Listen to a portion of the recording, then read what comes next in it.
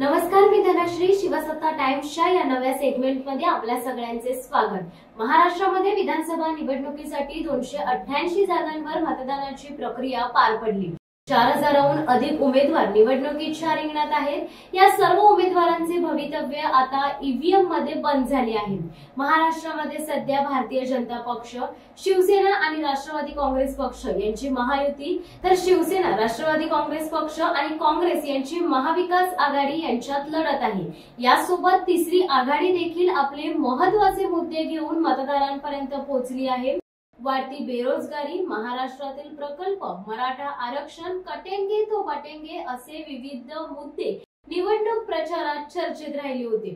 त्यामुळे आता जनता कोणाच्या बाजूने कौल देते हे 23 नोव्हेंबरलाच निकालाच्या दिवशी स्पष्ट होणार आहे. राज्यभरामध्ये विधानसभेच्या 288 जागांसाठी मतदान प्रक्रिया घेण्यात आली होती. यामध्ये राज्यभरात संध्याकाळी 5 वाजेपर्यंत 58.22% इतके मतदान झाले. विशेष म्हणजे दुर्गम जिल्हा अशी ओळख असलेल्या गडचिरोलीत सर्वाधिक म्हणजे जवळजवळ 69.63% इतके मतदान झाले.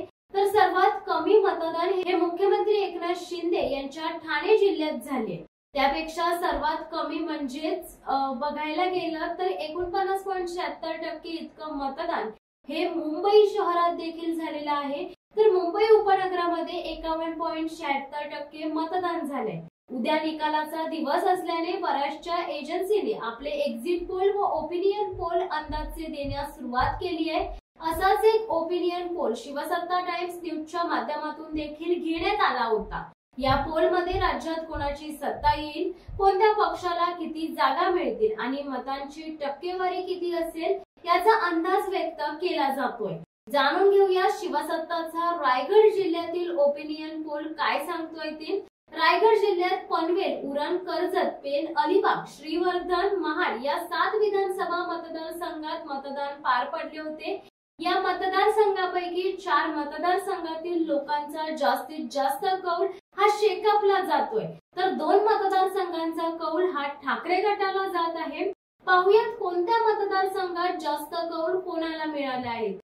जर आपण रायगड जिल्ह्याचा विचार केला तर रायगड जिल्ह्यात सर्वप्रथम पनवेल विधानसभा मतदारसंघ येतो. पनवेल विधानसभा मतदारसंघ हा खरं तर शेकापचा बालेकिल्ला होता, पण गेले 2 टर्म भाजपचे प्रशांत ठाकूर हे निवडून आल्यामुळे यंदा या विधानसभा मतदारसंघात हे शेकापचे वर्चस्व कमी पाहायला मिळाले होते. परंतु काही मतदारांच्या ओपिनियन पोल नुसार यंदा देखील पनवेल हा शेकापचा बालेकिल्ला राहणार असल्याचं या पोलनुसार आता अंदाज वर्तवला जातोय. जर आपण शिवसत्ता टाइम्सचा पनवेल विधानसभा मतदारसंघाचा पोल पाहिला तर जवळजवळ 1809 लोकांनी ह्याला वोटिंग केलेलं आहे.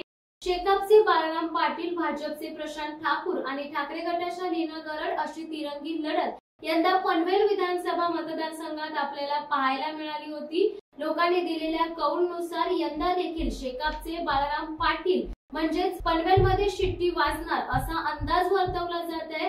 त्यामुळे शेकापचे बाळाराम पाटील यांना 53% वोटिंग करण्यात आलंय, तर भाजपचे प्रशांत ठाकूर यांना 27% इतकं वोटिंग करण्यात आलंय. त्याचबरोबर आपण जर पाहिलं तर ठाकरे गटाच्या लीना गरड, जो की पनवेलमध्ये यंदा नवीन चेहरा आपल्याला पाहायला मिळाला होता, त्यांना 19% इतकं वोटिंग हे लोकांचं मिळालेलं आहे. त्यामुळे एकूणच जर आपण पनवेल विधानसभा मतदारसंघाचा जर वोटिंग पोल पाहिला तर यंदा कुठेतरी पनवेलमध्ये नवीन चेहरा समोर असल्याचा अंदाज कुठेतरी वर्तवला जात आहे. मी पुन्हा हेच सांगेन की हे कुठलेही खरे अहवाल नसून हे लोकांनी दिलेल्या पोलनुसार एक अंदाज आपण वर्तवण्यात येत आहे. त्याच्यामुळे पुन्हा एकदा पनवेलवर कुठेतरी शिट्टी वाजणार असा अंदाज शिवसत्ताच्या पोलमधून सांगण्यात येत आहे. त्यानंतर सर्वात महत्त्वाचा विधानसभा मतदारसंघ मानला जातो तो म्हणजेच उरण. उरण विधानसभा मतदारसंघ हा रायगड जिल्ह्यातील सर्वात महत्त्वाचा मतदारसंघ मानला जातो. उरण विधानसभा मतदारसंघातून 1867 लोकांनी वोट केलेला आहे. त्यापैकी जर बघायला गेलं तर शेकापचे प्रीतम म्हात्रे, ठाकरे गटाकडून मनोहर शेठ भोईर आणि भाजपचे महेश बालदी अशी तिरंगी लढत यंदा उरण मध्ये झाली होती. जर आपण बघायला गेलं तर 2019च्या निवडणुकीत अपक्ष म्हणून महेश बालदी हे निवडणुकीच्या रिंगणात होते आणि ते जिंकून देखील आलेले होते. मात्र यंदाचा लोकांचा कौल हा काहीतरी काहीतरी वेगळा पाहायला मिळतोय। शेकापचे जे प्रीतम म्हात्रे आहेत त्यांना 48% एवढं वोटिंग झालेलं आहे। ठाकरे गटाचे मनोहर शेठ भोईर यांना 39% एवढं वोटिंग झालंय, तर भाजपचे महेश बालदी यांना 13% इतकं वोटिंग झालेलं आहे। या तिघांची जर आपण सरासरी अंदाज लावला तर यंदा देखील उरणमध्ये कुठून तरी शेकापचे जे प्रीतम म्हात्रे आहेत त्यांना जास्तीत जास्त हा लोकांचा कौल मिळालाय। त्याच्यामुळे यंदा उरणचा चेहरा बदलणार का किंवा उरणमध्ये शिट्टी वाजणार की मशाल पेटणार हे आता उद्या म्हणजेच निकालाच्या दिवशी स्पष्ट होणार आहे। तिकडे जर आपण पाहिलं तर आता कर्जत विधानसभा मतदारसंघ येतोय। कर्जत विधानसभा मतदारसंघात 1347 इतकं वोट लोकांनी केलेलं आहे। कर्जत विधानसभा मतदारसंघाची निवडणूक आपण जर पाहिली तर ठाकरे गटाकडून नितीन सावंत, अपक्ष म्हणून सुधाकर घारे, तर शिंदे गटाचे महेंद्र थोरवे हे निवडणुकीच्या रिंगणात होते। इथे पण आपण पाहिलं तर कर्जतमध्ये यंदा तिरंगी लढत झालेली आहे, पण कर्जतकरांचा जो जास्तीत जास्त कौल आहे ते ठाकरे गटाचे नितीन सावंत यांच्याकडे जाते। जर ठाकरे गटाचे नितीन सावंत यांना 59% इतकं वोटिंग मिळालेलं आहे, तर अपक्ष सुधाकर घारे यांना 24% इतकं मतदान मिळाले। शिंदे गटाचे महेंद्र थोरवे यांना 17% इतकं लोकांचं कौल मिळालंय। त्याच्यामुळे यंदा देखील कर्जत विधानसभा मतदारसंघ हा लोकांच्या ओपिनियन पोल नुसार ठाकरे गटाचे नितीन सावंत यांना जास्तीत जास्त जातोय। पेन विधानसभा मतदारसंघात लोकांनी 1923 इतकं वोटिंग केलेलं आहे। पेनची जर आपण लढत पाहिली तर शेकापचे अतुल म्हात्रे हा नवीन चेहरा होता, त्याचबरोबर ठाकरे गटाचे प्रसाद भोईर हे होते आणि भाजपचे रविशेठ पाटील अशी यंदा देखील पेनमध्ये तिरंगी लढत आपल्याला पाहायला मिळाली। या तिरंगी लढतीमध्ये यंदा शेकापचे अतुल म्हात्रे हा नवा चेहरा, या नव्या चेहऱ्याला लोकांनी कुठेतरी जास्तीत जास्त कौल दिलेल्याचं आपल्याला पाहायला मिळत आहे।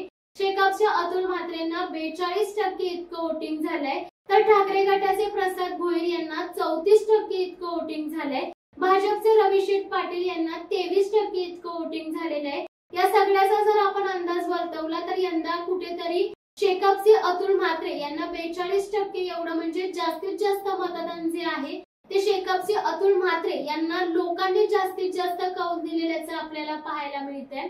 अलिबाग विधानसभा मतदारसंघ हा देखील रायगड जिल्ह्यातील सर्वात महत्त्वाचा आणि हाय व्होल्टेज मतदारसंघ मानला जातो। अलिबाग विधानसभा मतदारसंघामध्ये लोकांनी 3058 एवढं वोट केलेलं आहे। जर आपण पाहिलं तर तिथे शेकापच्या चित्रलेखा पाटील, भाजपचे महेंद्र दळवी, अपक्ष म्हणून छोटम शेठ भोईर या तिघांमध्ये तिरंगी लढत झाली होती। चित्रलेखा पाटील यांना 70% लोकांचा कौल मिळालाय, तर तिकडे भाजपचे महेंद्र दळवी यांना 17% वोटिंग मिळाले आणि अपक्ष म्हणून लढत असलेले छोटम शेठ भोईर यांना 14% इतकं वोटिंग मिळालंय। या तिघांचा जर आपण सरासरी अंदाज वर्तवला तर या तिघांमध्ये शेकापच्या चित्रलेखा पाटील यांना 70% म्हणजे जास्तीत जास्त वोटिंग मिळाले। त्याच्यामुळे यंदा देखील अलिबागचा चेहरा काहीतरी नवीन असावा का असा लोकांच्या मनातला प्रश्न आहे आणि त्यानुसारच लोकांनी हे वोटिंग केलेलं आहे। मी पुन्हा पुन्हा हेच सांगेन की हे सत्य किंवा खरे आकडे नसून खरा जो आकडा आहे तो आपल्याला उद्या म्हणजे निकालाच्याच दिवशी कळणार आहे, पण लोकांनी त्यांच्या मनातला कौल त्यांच्या आकडेवारीनुसार हा अंदाज आम्ही कुठेतरी वर्तवला आहे। महाड विधानसभा मतदारसंघाची जी लढत होती ती देखील अतितटीची होती, कारण महाड विधानसभा मतदारसंघातून यंदा माणिकराव जगतापांच्या कन्या स्नेहल जगताप ह्या ठाकरे गटाकडून उभ्या होत्या, तर तिकडे शिंदे गटाकडून प्रस्तुत नेते म्हणून मानले जाणारे किंवा ज्यांची ओळख असणारे भरत शेठ गोगावले हे निवडणुकीच्या रिंगणात होते। त्यामुळे यंदाचा जो महाडचा सामना होता तो चुरशीचा होता। महाड विधानसभा मतदारसंघातून लोकांनी 2121 एवढं मतदान केलंय। ठाकरे गटाकडून स्नेहल जगताप यांना 79%चा कौल लोकांकडून मिळालाय, तर शिंदे गटाचे भरत शेठ गोगावले यांना 21%चाच कौल मिळालाय। त्यामुळे यंदा महाड मधून कोण असणार आहे किंवा लोकांचा जास्तीत जास्त कौल हा कोणाला गेलाय हे उद्याच्या निकालात स्पष्ट होणार आहे। त्याच पद्धतीने जर बघायला गेलं तर श्रीवर्धन विधानसभा मतदारसंघ हा मतदारसंघ देखील महत्त्वाचा मानला जातो, कारण या मतदारसंघात तटकरेंनी त्यांचं नाव आजपर्यंत तसंच आजतागायत ठेवलेलं आहे।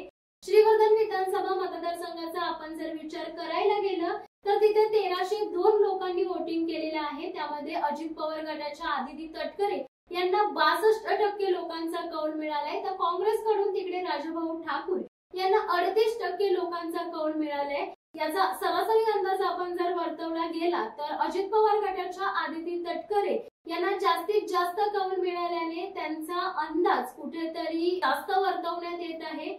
आपण जर बघायला गेलं तर महाराष्ट्र संदर्भातील एक्झिट पोल्सच्या किंवा ओपिनियन पोल्सच्या आकड्यांवर विश्वास ठेवण्यात पॉइंट नसतो, कारण शेवटच्या 2 ते 3 तासात मतदानाचा जोर हा जास्तीत जास्त होत असतो। शिवाय यंदा महाराष्ट्रात 30 वर्षातील सर्वात जास्त मतदान झालंय, त्यामुळे ओपिनियन पोल्सच्या आकड्यांवर कितपत विश्वास ठेवावा हा देखील प्रश्न तसाच उपस्थित उद्भवतोय।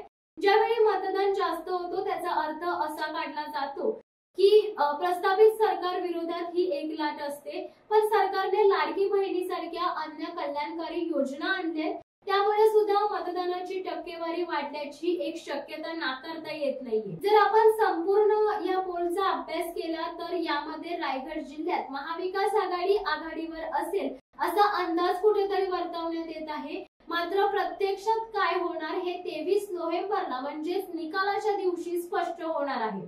तुम्हाला हा व्हिडिओ कसा वाटला हे आम्हाला कमेंट करून नक्कीच सांगा। त्याचबरोबर तुम्हाला असे नवनवीन व्हिडिओ पाहायचे असल्यास आमच्या शिवसत्ता टाइम्सला सबस्क्राइब करा। तुर्तास धन्यवाद।